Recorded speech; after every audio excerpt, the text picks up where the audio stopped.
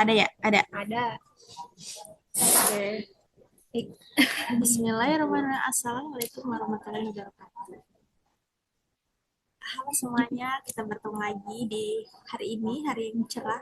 Hari yang cerah untuk jiwa yang sepi. Minum. Jadi Sambil minum aja. iya, sambil minum minuman. Ya, jadi karena masih pagi, jadi minumnya minuman. Dan di sini kita sudah bersama tamu kita yang biasa saja.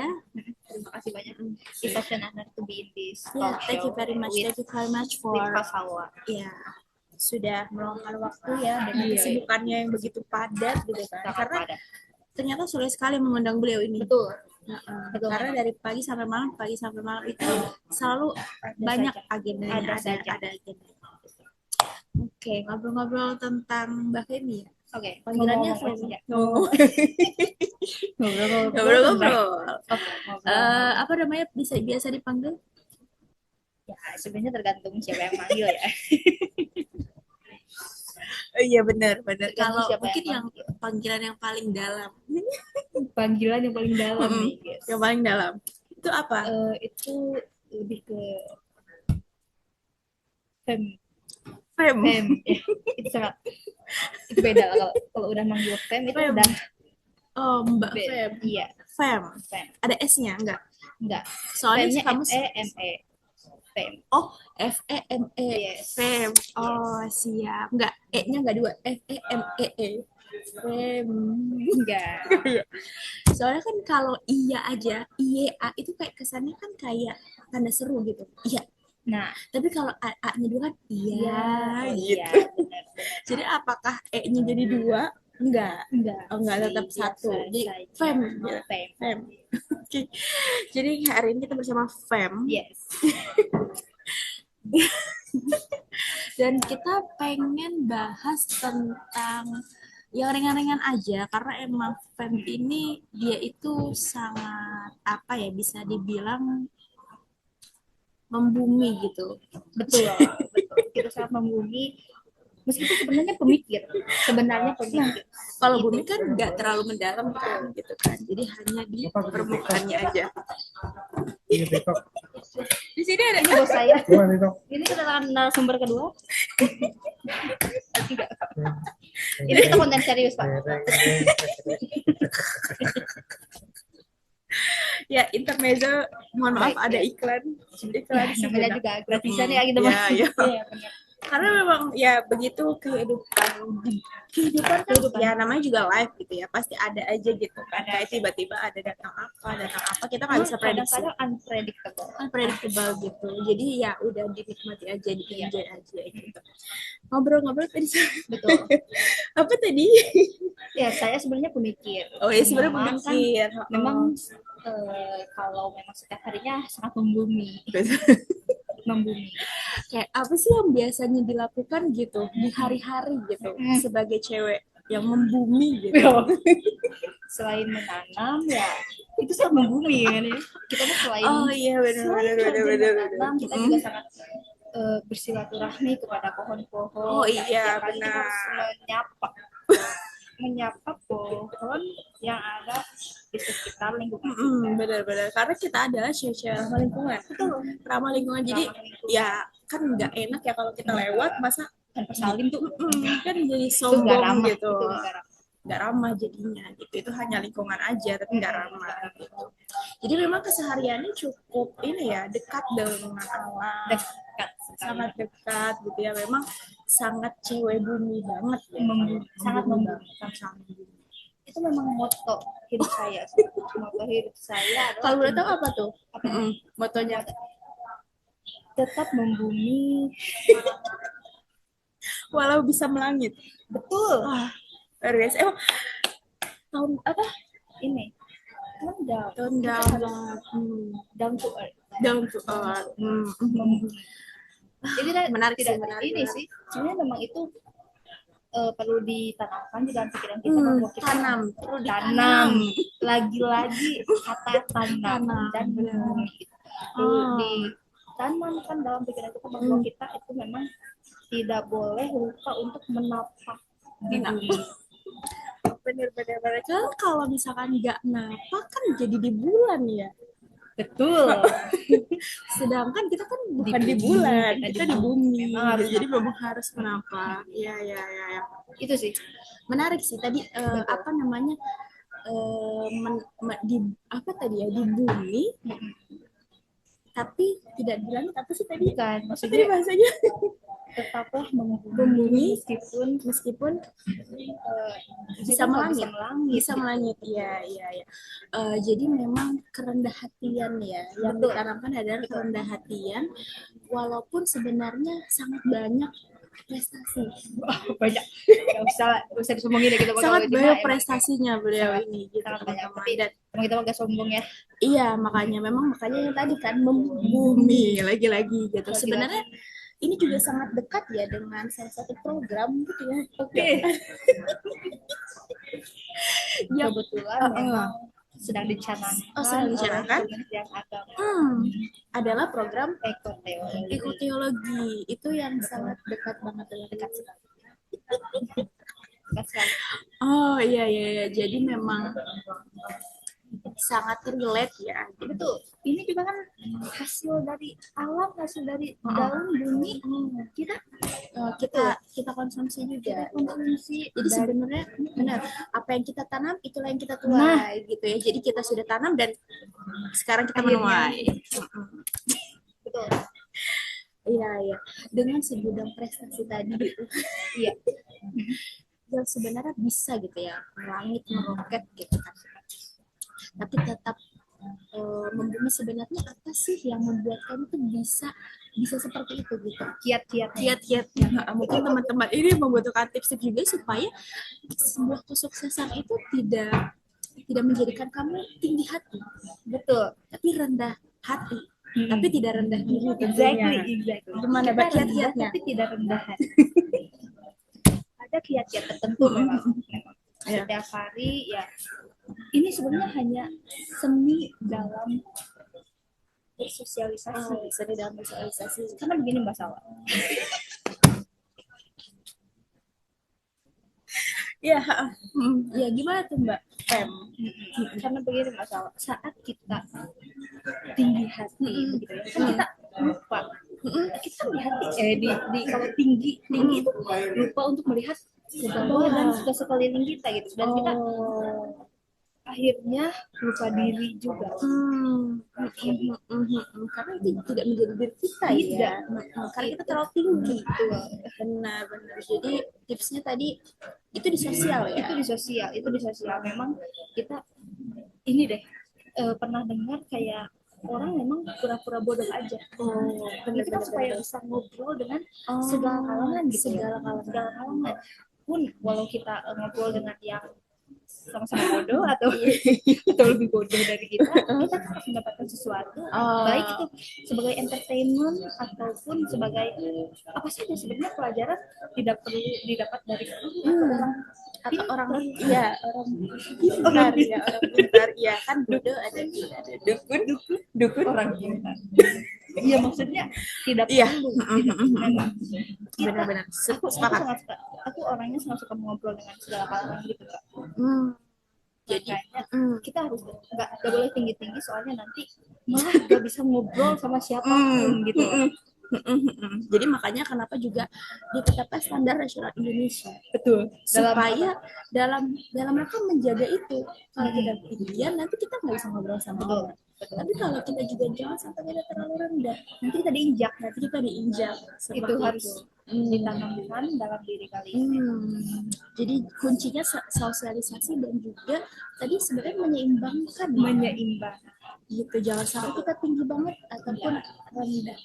Maksud saya adalah kita tetap boleh berbangga dengan apa yang sudah kita capai, namun kita harus menyisakan ruang untuk improve. Jadi jangan menutup diri. Maksudnya kayak saat kita sudah banyak prestasi itu kita jadi menutup diri dengan orang-orang sekitar yang menurut kita lebih rendah. Tidak, Ya, dia juga merupakan rekan saya. Ya ini salah satu hal kita tidak menutup diri ya. Betul. Kenal sama siapa saja, ngobrol sama siapa saja. Karena kita itu lifelong learner. Manusia itu lifelong learner. Seumur hidup kita belajar, kita belajar.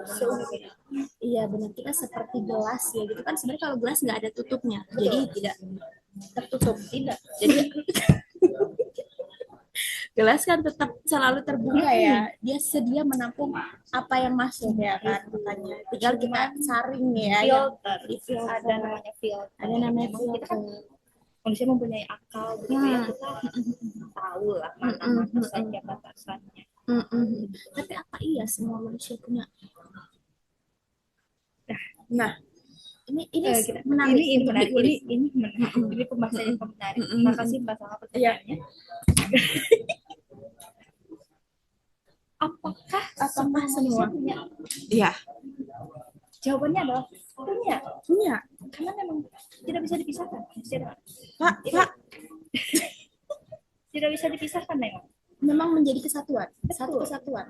Allah itu menciptakan manusia dengan sesempurna mungkin dengan akal dan pikiran. Namun balik lagi, apakah kapasitasnya memang kita yang menentukan? Kan kita yang belajar, kita yang menentukan mana saja yang ingin kita konsumsi, mana saja yang ingin kita filter. Itulah yang menentukan bahwa kadar kenalan kita itu sampai mana gitu. Nalar kita ya. Nalar ya gitu, sadar gitu loh. Iya. Ternyata sebenarnya bisa dikembangkan ya si kapasitas. Bisa. Kita tuh jangan sampai Allah itu sudah menciptakan kita sesempurna mungkin, jangan sampai kita merasa ada batasnya gitu, ada dibatasi oleh sesuatu yang mesti kita tuh percaya saja dengan Sang Maha Pencipta bahwa kita we can do more. Saya sangat sepakat dengan apa yang disampaikan Mbak Pem gitu ya. Ternyata memang sebenarnya kan kita tidak dipagari oleh apapun, tidak ada ya. Kita terbukti, kita bebas. Kita tidak dipagari oleh sesuatu ya. Ini dalam hal mencari ilmu pengetahuan ya, dalam belajar. Nanti kalau teman-teman merasa butuh ayat-ayat, nanti kita cantumkan di sini. Ya seperti yang tadi disampaikan Mbak Tupem. Gitu. Jadi supaya ketika kita berbicara itu juga imbang. Betul. Ya kan kita berbicara di dunia. Ini kata yang apa betul? Imbang, tidak timpang. Begitu. Betul. Jadi kalau dia udah makanan sedikit jadi timpang begini, atau timpang jadi timpang. Izin.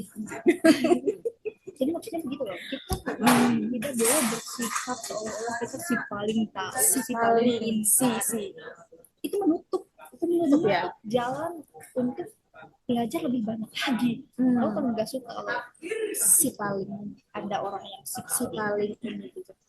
Tapi kenapa dia punya pemikiran, dia merasa bahwa dia itu menjadi si paling itu ya? Kenapa dia punya pemikiran? Mungkin first of all ada yang memvalidasi itu dirinya sendiri kah atau orang di luar dia? Dirinya sendiri, bisa jadi bayangannya di cermin yang memvalidasi dirinya sendiri. Bisa jadi orang tuanya, pacarnya, siapapun sebenarnya. Sebenarnya tapi apa sisi tidak baiknya dari si paling ini selain daripada akhirnya dia menutup diri dengan dia punya ada pembelajaran baru atau orang memberikan insight baru gitu. Sebenarnya efek negatif lainnya apa? Tidak disukai orang. Tidak disukai orang. Di sini juga ada bos dia di sana. Karena seolah-olah tuh nanti orang-orang kesannya. Nah ini dia, ini bos kita. Seperti kayak, si paling udah gak usah sama dia mah gak seru. Seru loh. Seru. Kenapa bisa jadi nggak seru? Ya, karena dia tidak memberikan akses kepada orang-orang untuk menyampaikan opininya gitu. Jadi tidak seru. Kan obrolan itu sangat dibatasi oleh apa yang sudah dia punya kan. Oh iya, hanya seputar itu ya, tidak menambah itu yang lain. Jadi dia ini kayak hanya memegang teguh pada satu perspektif. Ini bos kita. Iya, menarik betul ya. Jadi ya memang jadi tidak seru ya, tidak obrolannya tidak meluas itu karena hanya seputar itu saja.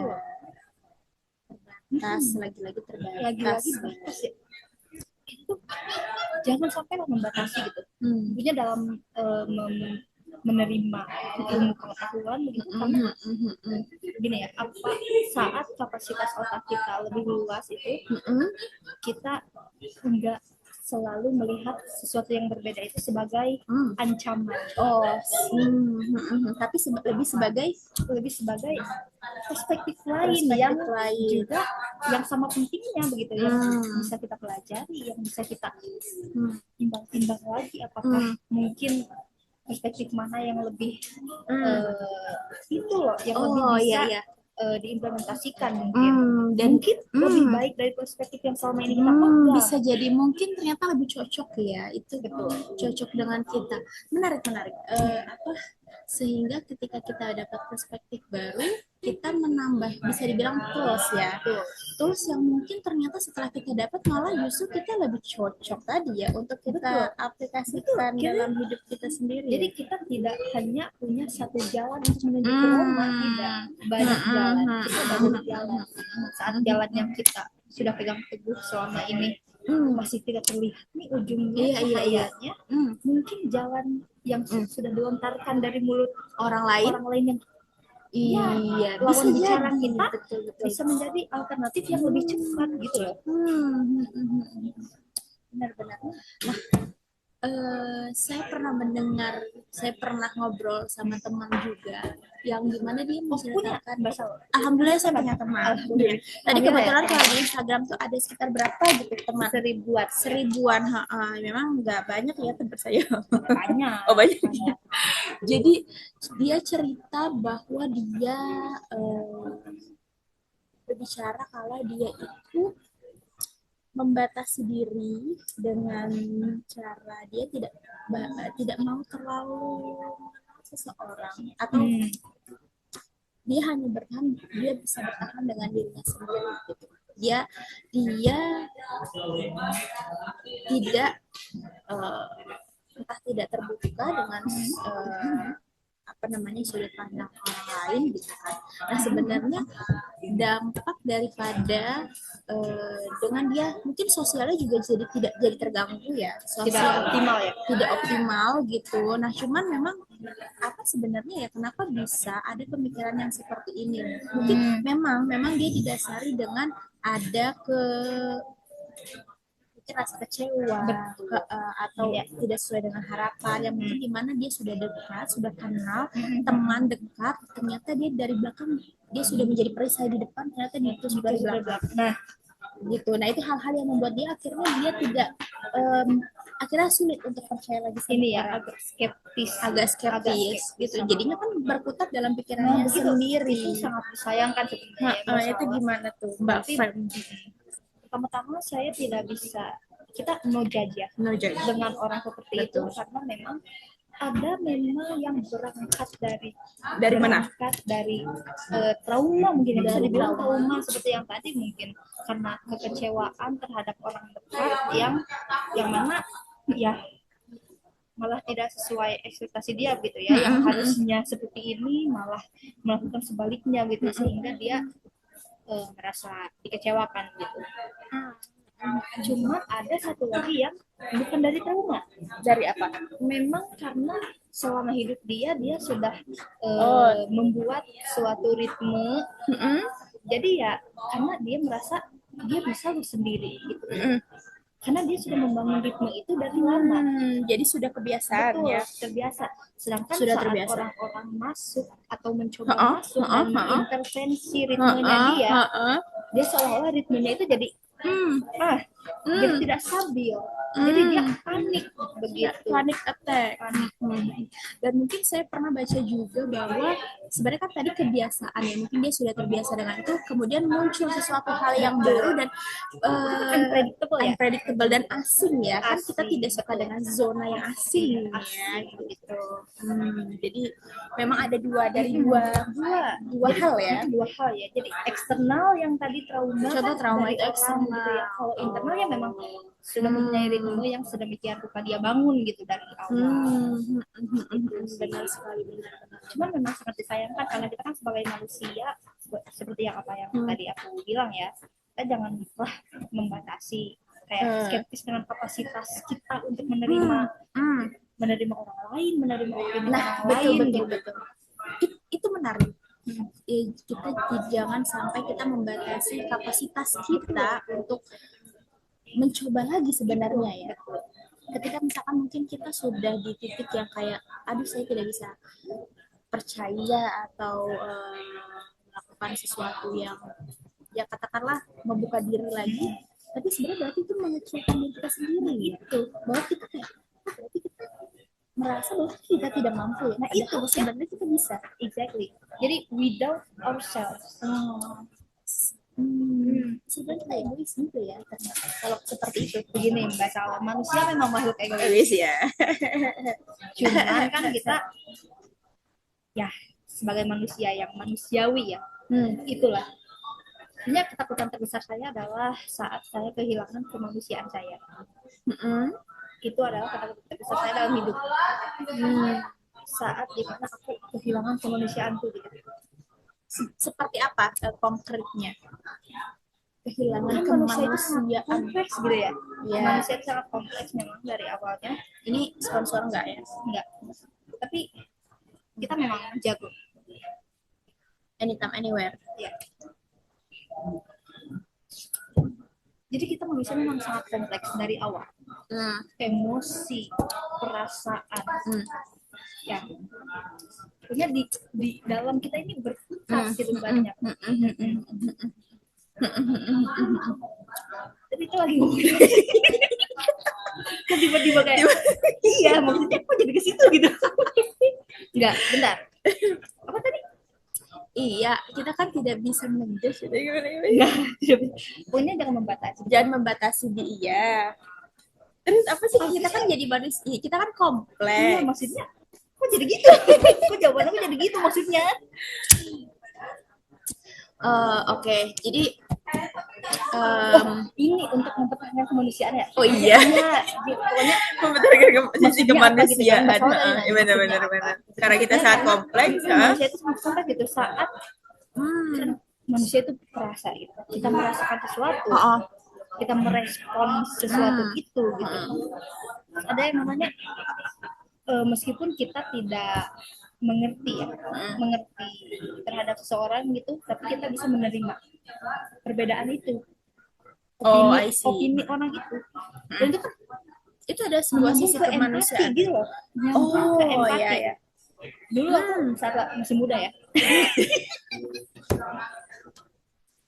Iya, jadi Mbak Fem ini memang sudah sudah banyak menghadapi perjalanan hidup gitu. Jam terbangnya memang bisa sampai di titik ini gitu. Gitu. Tentunya saat masih muda memang saya lebih sering sekali gitu ya Mbak. Teman-teman saya bilang bahwa saya itu heartless gitu. Heartless kayak gak berempati, kurang hatinya. Karena seolah ya saya tidak peduli dengan perasaan orang. Apa saja yang mau saya yang ada di pikiran saya keluarkan aja gitu tanpa tanpa memikirkan perasaan orang, impact yang orang lain rasakan gitu. Iya dulu seperti itu memang. Itu entah bagaimana, itu bisa dari bagaimana kita how we grow up atau memang ya dari dalam diri sendiri aja mungkin memang begitulah, lagi-lagi manusia makhluk egois ya. Cuma kita punya akal, kita punya hati, kita bisa loh maksudnya respect each other, kayak memanusiakan manusia-manusia yang ada di sekeliling kita juga gitu. Jadi bukan hanya diri sendiri yang penting gitu. Iya betul. Semua orang juga penting gitu. Makanya ya dari saat itulah saya ini ya mulai membuka dan berarti menjernihkan pikiran saya bahwa nggak melulu opini saya yang paling benar gitu. Berarti memang Mbak Feb ini sudah cukup dewasa ya, bahwa titik seseorang itu mengetahui bahwa sepertinya ini tidak sesuai, ini kurang tepat ini ya tidak gitu, manusiawi ini gitu. Iya gitu. Tapi untuk menyadari ini tidak menyesuaikan berarti butuh kedewasaan, mengakui bahwa kesadaran. Kita butuh sadar. Mungkin dengan apa kata-kata dari teman-teman yang tadi, benar. teman-teman. Iya. Karena kan itu selalu kan saking seringnya teman-teman ngomong ya, jadi terpatri gitu di dalam otak.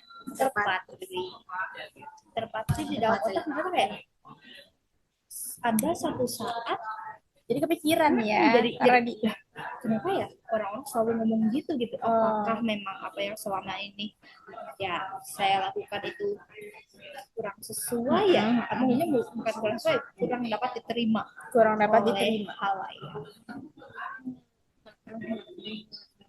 Ya.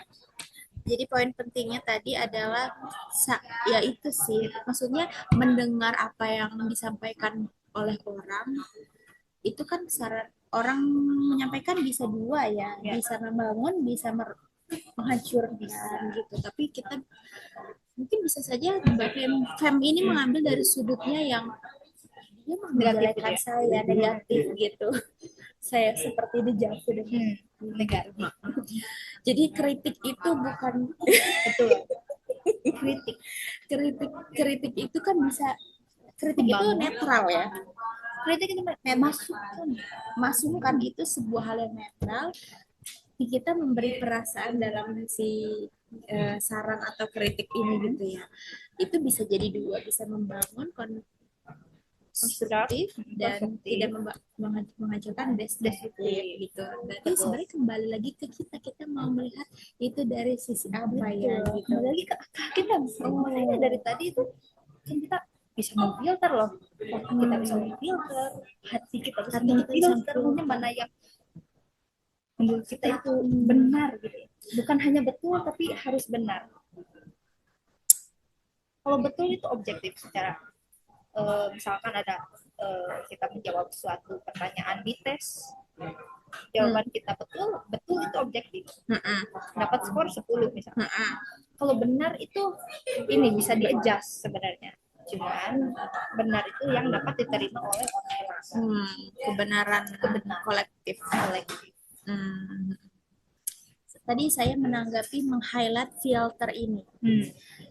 Filter ini berarti setiap orang itu punya filter yang berbeda-beda gitu. Nah, balik lagi ya, filter ini adalah seberapa kita mengetahui sesuatu gitu. Jadi filter ini tercipta itu seberapa banyak kita mengetahui gitu. Maksudnya kan kayak balon gitu ya. Semakin kita banyak mengetahui itu banyak udara yang masuk kan makin membesar gitu ya balonnya. Iya. Jadi kita bisa banyak memfilter, maksudnya kita bisa lebih apa ya, optimal memfilternya ketika kita juga punya saringan yang memang ya mungkin jaringan lebih banyak gitu. Sedangkan kalau misalkan dan jaringan itu adalah ya ilmu yang kita dapat ya, konsumsi ya, yang kita konsumsi lah ya, bahasanya kita konsumsi gitu. Tapi berarti memang itu tadi ya, poinnya adalah ya emang untuk membuat, bahkan untuk membuat filter itu juga butuh nalar memang. Ya, maksudnya butuh kesadaran gitu. Butuh pengetahuan juga. Butuh pengetahuan itu sih. Sampai mana mungkin ya. Iya. Ini itulah tadi. Kenapa kita tidak boleh membatasi, karena sangat sekali kalau kita sangat membatasi ini ya pemikiran kita gitu. Iya. Kalau sempit. Iya, jadi make sense sih. Maksudnya kenapa kita dianjurkan untuk terus belajar tadi. Hanya itu, lifelong learner. Sebenarnya adalah hasilnya tuh untuk kita ya. Pertama kita tadi ya untuk ketika itu kita bisa memfilter mana yang kita bisa menilai juga ya, menilai mana yang mungkin benar tadi, betul tadi, atau pas untuk kita, cocok untuk kita gitu. Kedua itu pertama jadi filter, kemudian kedua bahkan menjadi alat kita dalam memecahkan sesuatu juga ya. Kita menggunakan alat yang tepat. Semakin banyak kita tahu, semakin mungkin akan semakin banyak alat. Ya. Kenapa Pak? Jawaban pos. Kan nunggu dari jadwal Budir. Iya, maksudnya tidak oke besok. Oh enggak. Itu. Ya. Bapak mau masuk enggak? Mau masuk enggak? Masuk apa? Jadi kita sedang kita lagi talk show. Kita lagi talk show, Pak. Ini bos kita, guys. Siapa itu? Live tuh. Nge-record. Live tuh. Live. Jadi ini semua ini bos kita gitu. Siap. Jadi tadi sampai mana? Oh ya, kedua adalah sebagai alat untuk kita jadi punya lebih banyak jalan ya, lebih banyak jalan sih. Bener-bener perspektif gitu sih. Bener-bener. Karena saya pernah pengalaman ya Mbak Fem ya, emang ternyata dengan kita punya berbagai pengalaman itu menjadi sangat jaringan di otak kita itu lebih banyak berjejaring, dan akhirnya membuat kayak kita punya A, B, C, akhirnya itu bisa menjadi satu kesatuan, terus kita bisa menciptakan sesuatu atau menghubungkan A bisa dihubungkan dengan B. Jadi kita lebih banyak lebih banyak change-nya. Meluas kan ya? Iya, meluas gitu. Benar-benar. Iya, dan menerima banyak ini. Banyak apa? Ya, banyak kelempatan dan jalan yang berbeda gitu. Nggak melulu harus satu jalan. Harus satu jalan gitu. Itu benar. Iya. Bagaimana menurut Mbak Fem? Mungkin bagi ini kan Mbak Fem juga sudah melalui perjalanan panjang ya untuk tahap ini gitu ya. Nah, apa nih mungkin tips-tips untuk yang kayak baru pemula yang mungkin dia juga masih belum banyak pengalaman, atau mungkin tadi ya tools-tools atau filter-filter yang sudah dia dapatkan gitu. Nah, tapi di satu sisi dia juga punya masih belum percaya dengan dirinya gitu, masih belum confidence gitu kan.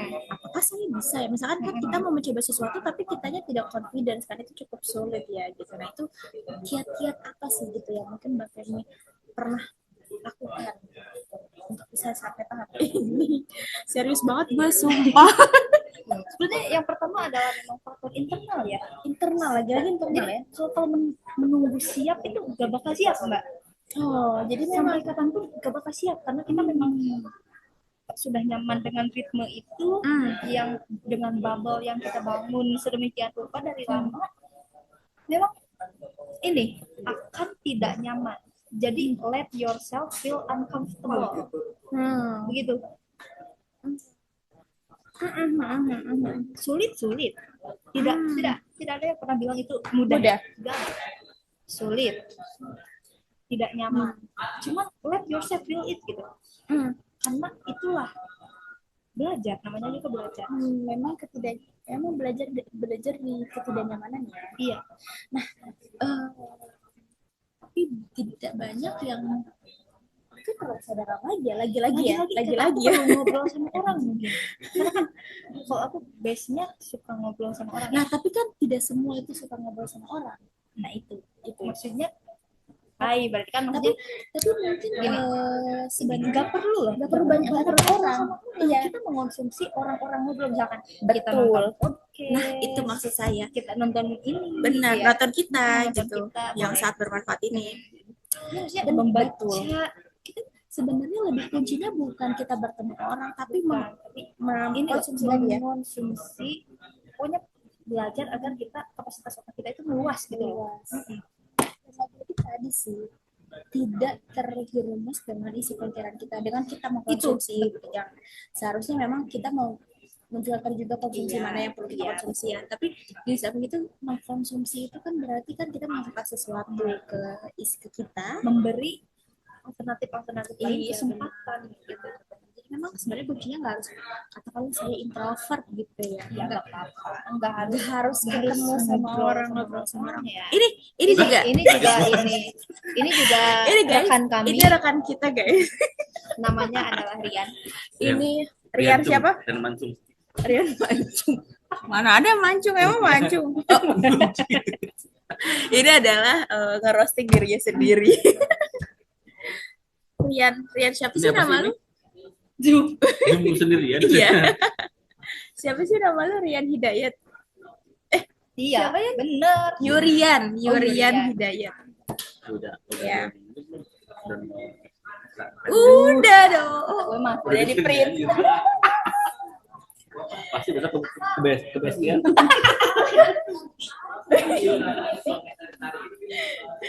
Iya guys, jadi memang di sini tuh sangat ramai banget. Jadi ya kita namanya juga kantor ya. namanya juga di kantor ya kan.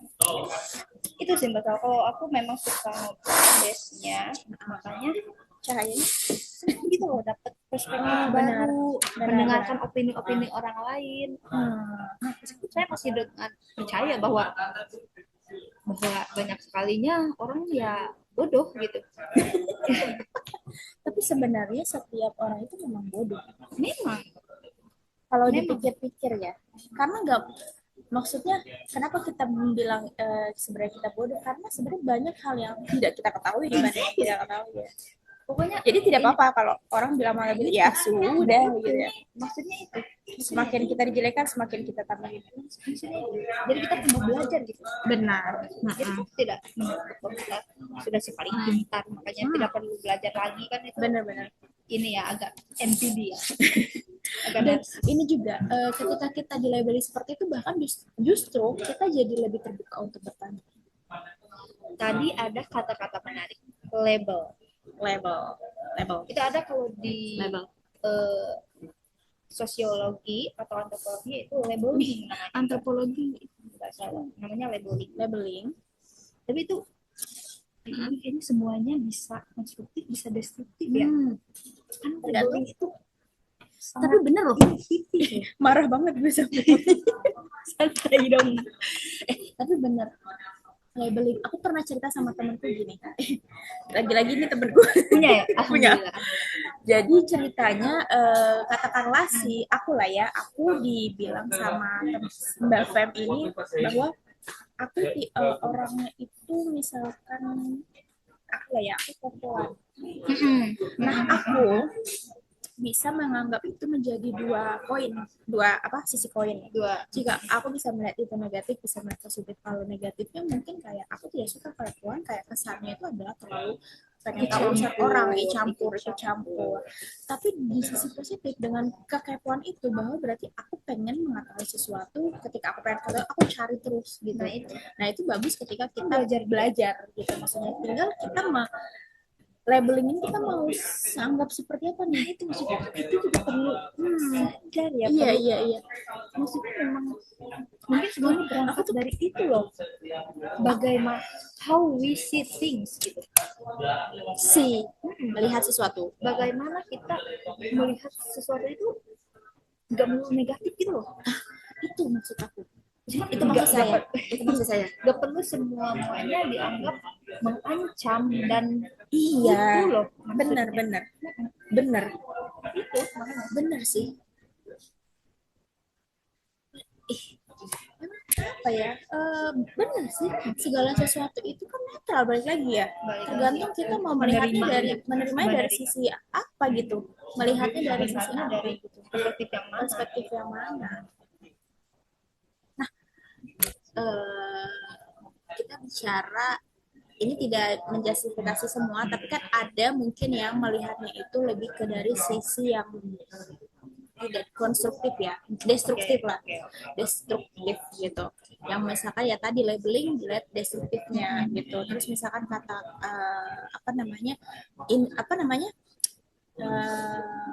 saran tadi dianggap destruktif gitu, karena apakah itu memang alamiahnya atau kenapa seseorang bisa jadinya akhirnya dia mengambil sesuatu yang destruktifnya gitu. Lah makanya kata aku tadi, kesadaran. When our capacity is low, we see everything as threat. Why? because ya karena kapasitas kita sempit gitu loh. Jadi kita salty gitu terhadap kritik yang dilontarkan oleh orang lain. misalkan dengan dia kapasitas yang low tadi gitu. Contoh Contohnya kenapa dia bisa bersuara sebenarnya ini agak berat, tapi kayak contohnya gini loh. Misalkan ada kan di luar itu sangat ini ya, si masyarakatnya misalkan di Amerika kan tidak homogenus ya, artinya banyak sekali ras, banyak warna kulit gitu. Jadi kita bicara di Amerika. Kita bicara di Amerika, misalnya ada tukang paket dia orang kulit hitam gitu, dan yang dikirimin paketnya ini orang Asia gitu, dan dia bilangnya ni hao gitu kan, tapi dengan senyum. Nah, kalau kapasitas kita, meskipun kita bukan orang Cina sebenarnya, yang menerima paket itu orang Jepang misalnya, kan dikatain ni hao. Kalau kapasitas kita low, jadinya kita melihatnya kayak, deh, rasis banget, orang gue bukan orang Jepang juga, udah salah. Gitu loh, lu udah rasis, salah gitu loh. Jadi kita salty gitu. Tapi kalau kita kapasitasnya bisa meluas dan memberikan orang itu kesempatan gitu untuk apa ya, untuk mengerti orang gitu, kita akan melihat dia bilang nihal juga dengan senyum yang baik gitu loh, si tukang paket itu nihal gitu. Kan jadi kita lebih bisa ini menerima dan mengerti bahwa ya orang juga mungkin taunya kalau Asia nihal gitu. Iya, benar. Jadi pengalaman dan pembelajaran orang kan beda-beda. Jadi kita tidak perlu salty kalau dia bilang nihal gitu. Dan ternyata jadi ngefek ke dalam pengelolaan emosi. Jadi ketika kita misalkan tadi ya luas, kita menganggap bahwa mungkin dimaklumi, gitu. Maksudnya kita jadi tidak sumbu pendek. Sampai batas. Tidak sumbu pendek tadi. Iya sih. Itu sih.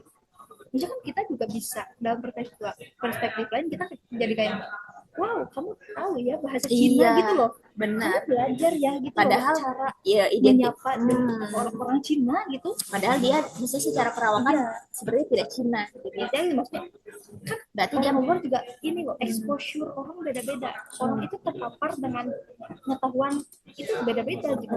Mungkin dia melihat orang Asia ya orang Cina aja gitu. Itu kapasitas katanya dia.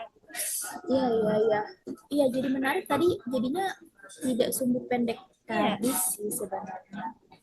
Dan ini ya, ketika kita punya ada lebih luas sudut pandang itu, kita jadi mencoba mendalami si orang ini gitu. Oh kenapa, misalkan katakan kenapa dia berbicara nih hal tadi.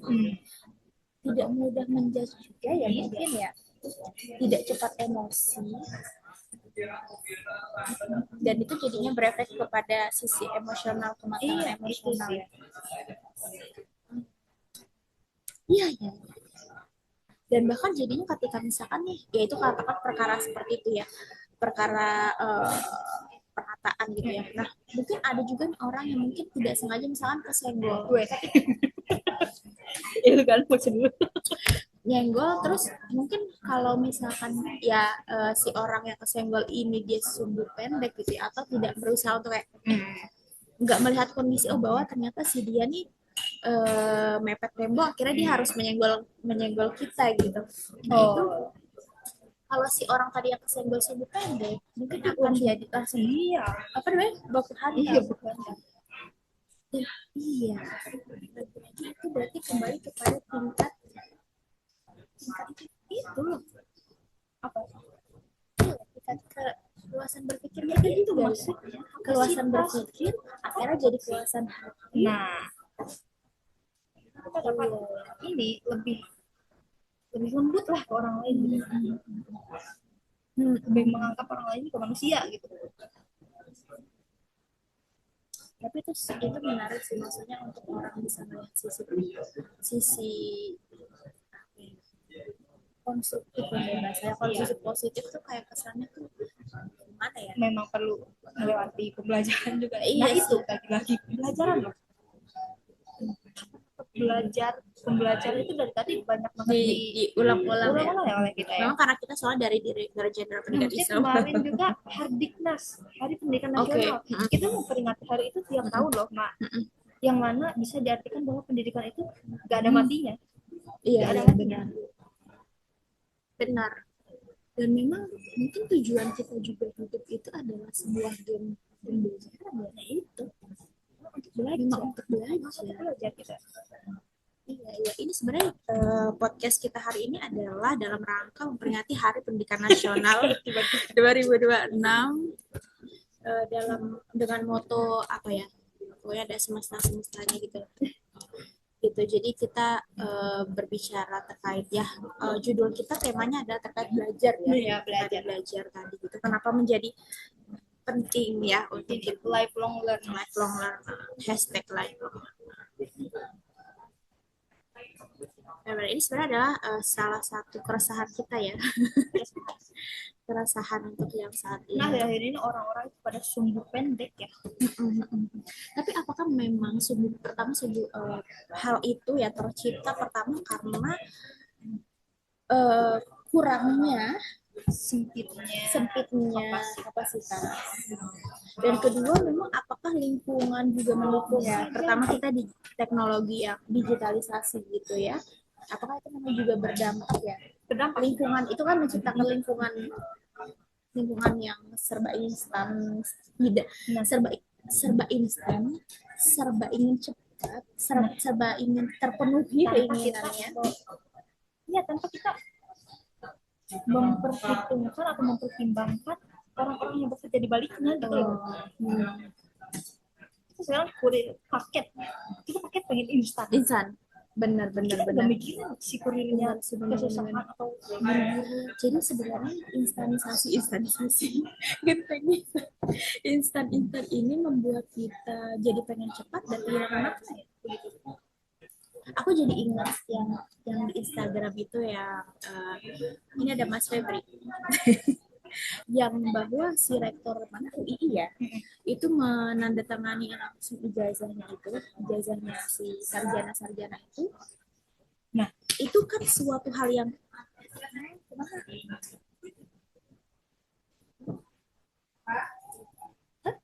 surat apa ini belum.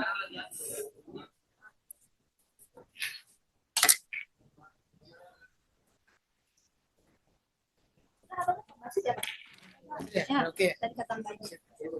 Ini ada puzzle. Bentar ya. Nih. Apa sih? Mana sih? Surat penyampaian.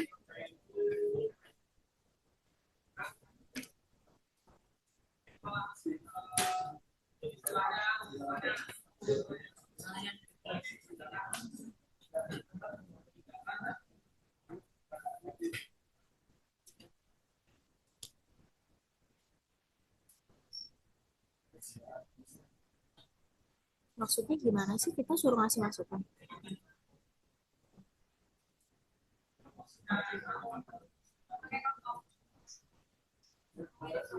Masuk tuh rekening.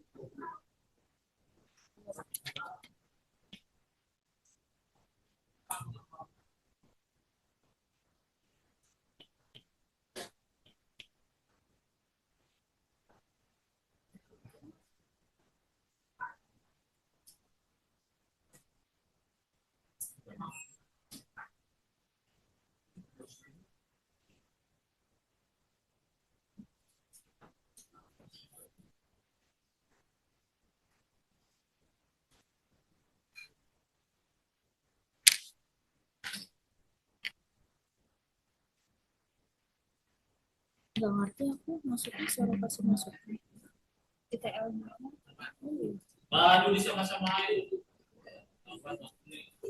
gitu. Jadi kadang-kadang suka ada tiba-tiba yang perlu ya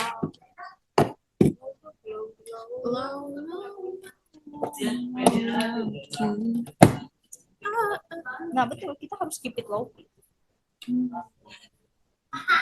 karena kunci sebuah hubungan adalah key komunikasi. Kunci semua adalah komunikasi guys. Betul. Tadi kita sampai mana ya? Ini ada Bu Ila juga. Sampai ini. Sampai sini.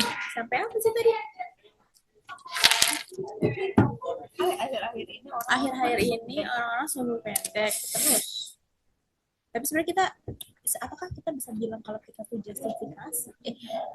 Ya, menjudge. Atau memang ya, maksudnya itu sebuah fact atau itu fact our assumption. Bagaimana kita bisa melihat bahwa itu fakta atau sebagai objektifnya aja gitu ya? Cara masuk ke nalar manusianya ya? Ya.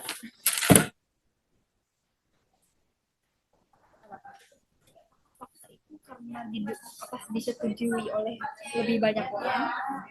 Itu sehingga itu menjadi fakta atau kan misalkan menjadi fakta ketika sudah berapa persen orang berbicara bahwa itu iya, tapi ketika semuanya segelintir itu menjadi asumsi.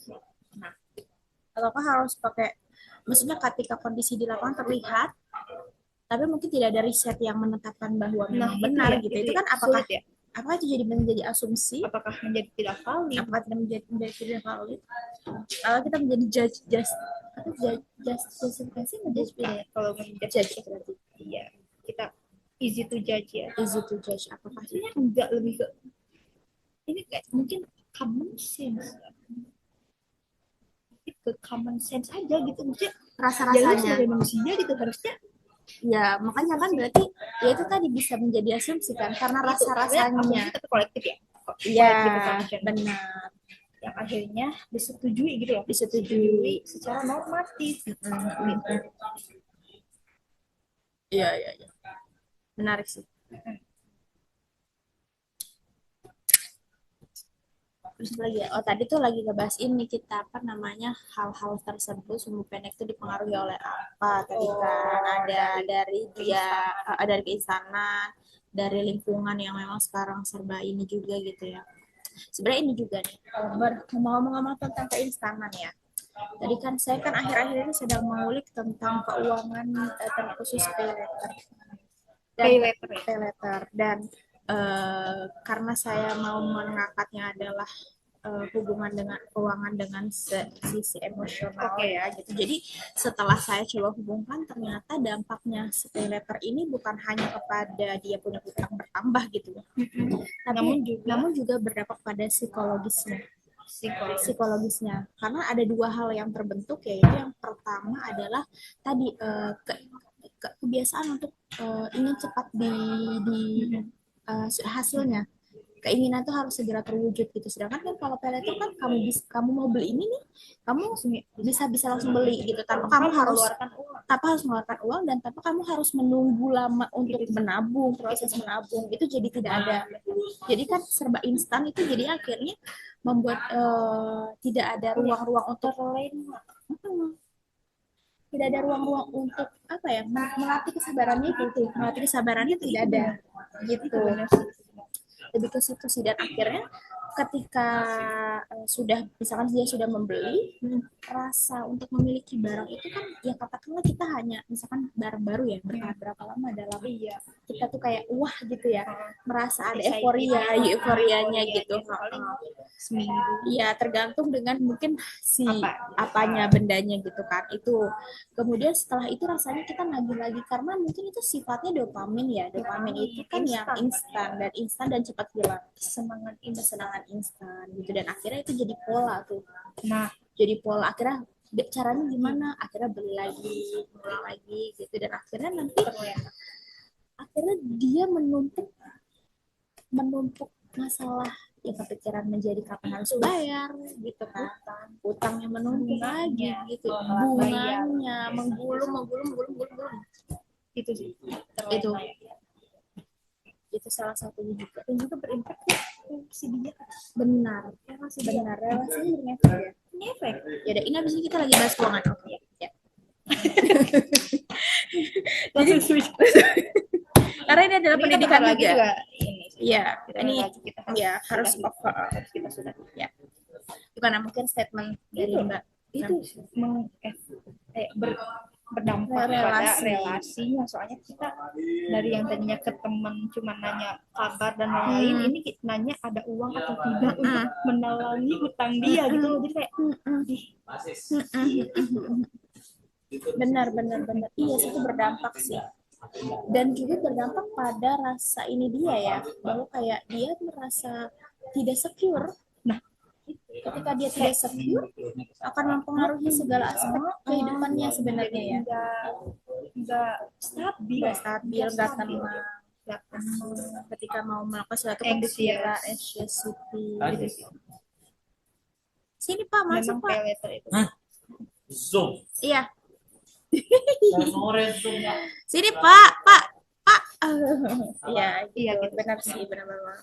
Dan aku nggak tahu ya, aku menjadi percaya bahwa kita tuh punya energi yang kita keluarkan. Jadi kalau misalkan kita ada rasa-rasa seperti itu, ternyata itu akan mempengaruhi segala hal yang kita lakukan, segala orang yang kita temui di sekeliling kita gitu.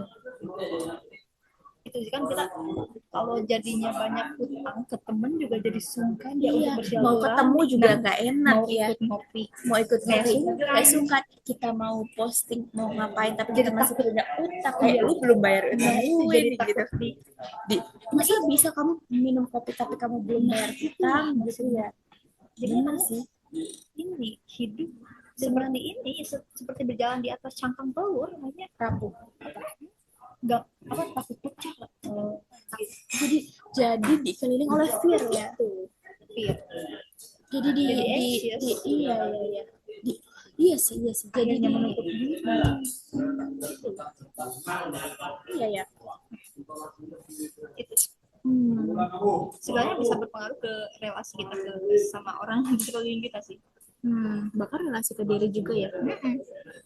Kan jadi kita menutup diri, jadi anxious kita. Bahkan ada juga yang pernah cerita kalau bahkan sebenarnya misalkan dia ke suatu tempat nih yang rame gitu ya, ada orang-orang lah gitu nggak kenal gitu, tapi ketika dia ke situ dia merasa bahwa si orang tuh kayak ngeliatin dia, insecure tadi ya. Padahal sebenarnya orangnya enggak ini, tapi nggak perlu juga, tapi dia merasa bahwa orang tuh melihati dia terus kayak ngomong sesuatu menjaga. Tidak ya, padahal itu hanya berarti apa yang dari ketakutan tadi ya. Jadinya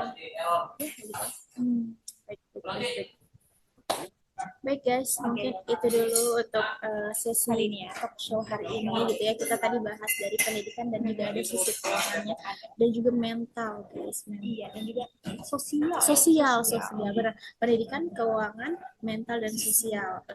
Sudah mencakup semua. Udah 4 SKS. Sampai ketemu lagi di episode selanjutnya. Terima kasih Mbak Fem. Sama-sama Mbak Salma. Terima kasih juga atas pertanyaan-pertanyaannya yang sangat ini ya, thought provoking kalau menurut saya. Apa tuh artinya? Aja ada ini. Memprovokasi ya. otak saya untuk berpikir. Oh iya kan? Ya alhamdulillah kalau gitu ini guys. Memancing. Jangan keributan. Mancing mana? Mantap. Mancing. Oke, kicau. Sampai ketemu lagi. Selamat sore. Kita mau pulang dulu guys. Dah.